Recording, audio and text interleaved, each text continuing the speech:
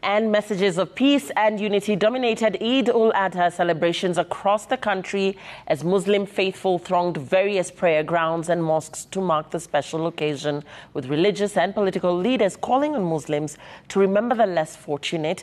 Health Cabinet Secretary and President Ruto Personal Assistant Farouk Kibet condemning divisive and tribal politics. As Francis Mtolaki reports, the rising cost of living has made it difficult for many to afford sacrificial slaughter compared to last year.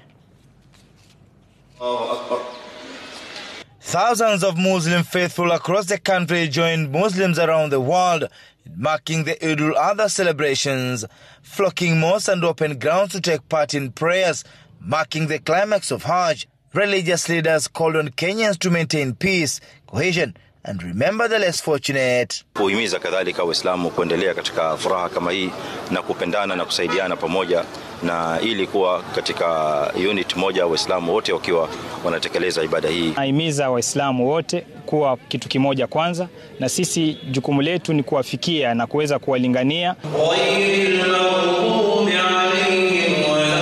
In Garissa and Mombasa counties, Health Cabinet Secretary Aden Duale and his mining and blue economy counterpart Ali Hassan Joho led the celebrations in Garissa and Mombasa counties, condemning divisive and tribal politics.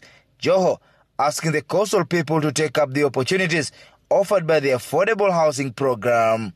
We don't want retrogressive political leaders ambaye wanataka kugawanya hii nchi kwa misingi ya kikabila na wanaanzisha vyama vya ukabila. Tunawajua usiku na mchana. Kenya tunataka iwe moja. Ni ajabu gani kwa kiongozi kukaa na rais? Why does it have to be maswali ya fatil? What is wrong for us and the leadership of the coast to sit with the president? President William Ruto's aide Farouk Kibet, who joined Muslims in Uasin Gishu County, asked Kenyans to uphold national unity. He donated 4.5 million shillings to support the construction of a mosque in the Malili area. Tuseme Waislamu wako na haki mahali popote katika dunia yetu ya Kenya.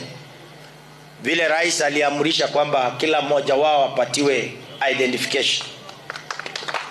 Mimi nasema mkiwa mnaishi hapa Eldoret, mko na haki kuchukulia vitambulisho yenu hapa, passport hapa, maana nyinyi ni wazaliwa hapa, wenyeji hapa. Meanwhile, many designated animal slaughtering centers reported a low turnout of customers. Goat and sheep traders decried the high cost of living, which in turn has driven up the prices of livestock. Biashara ya safari mbuzi sivile yuko katikati, hakuna soko kubwa sana. Bei iko juu sana, na sisi alhamdulillah ala kulli hal, hata kama ni pesa ngapi lazima tuchinje kwa sababu ni kitu ambaye Allah subhanahu wa ta'ala ametuamrisha. In Nairobi, leaders emphasized accountability among both the public and those in leadership.